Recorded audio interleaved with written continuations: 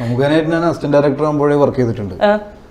ഞാൻ മമ്മൂക്കാനെ ആദ്യമായിട്ട് കാണുന്നത് രാപ്പകലിന്റെ സെറ്റിൽ വെച്ചിട്ടാണ്, കമൽ സാറിന്റെ കൂടെ അസിസ്റ്റന്റ് ഡയറക്ടർ. ചേട്ടന് ഞങ്ങൾക്ക് പക്ഷേ ചേട്ടനോട് നിന്ന് പറയുമ്പോ തന്നെ ആദ്യം ആലോചിക്കാൻ പറ്റുന്നത് ഉണ്ടയാണ്.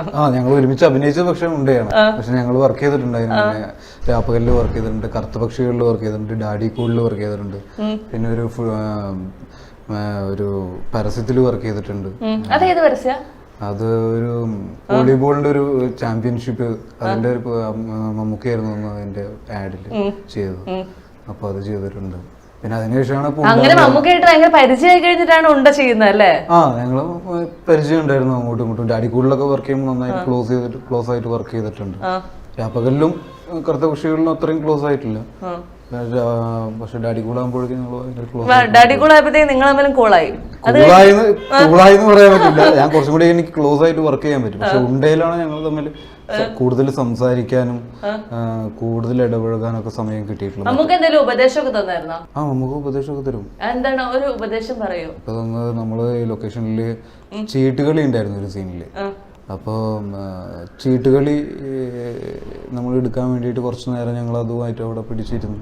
അപ്പോൾ മമ്മൂക്ക വന്നു. അതിൻ്റെ ഇടയിൽ മമ്മൂക്ക നമ്മുടെ അടുത്ത് കൂടെ ഇരുന്നിട്ട് 1-2 കുത്ത് നമുക്ക് പറഞ്ഞു തരും. അത് കളിക്കുക, ഇത് കളിക്കുക, ഇങ്ങനെ കളിക്കുക, അങ്ങനെ കളിക്കുക. അങ്ങനെ ഞങ്ങൾ കുറച്ച്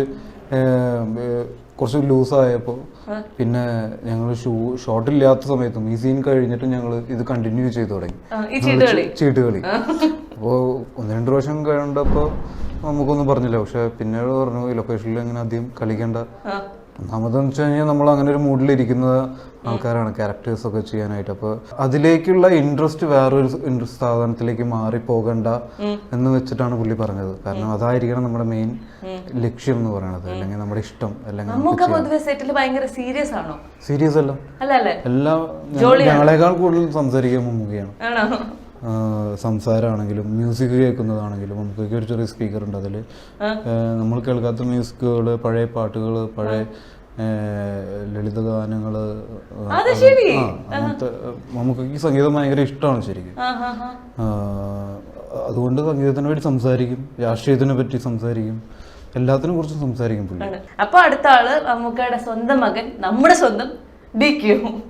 വിൽട്ടറിനായിട്ട് എനിക്ക് പരിചയം കുറുപ്പില് ഞങ്ങൾ ഒരുപാട് കുറച്ചും കൂടി അതിന് മുന്നേയുള്ള ചെയ്ത പടങ്ങളെക്കാൾ കൂടുതൽ സീക്വൻസുകൾ ഉണ്ടായിരുന്നു ഞങ്ങൾ ഒരുമിച്ച്.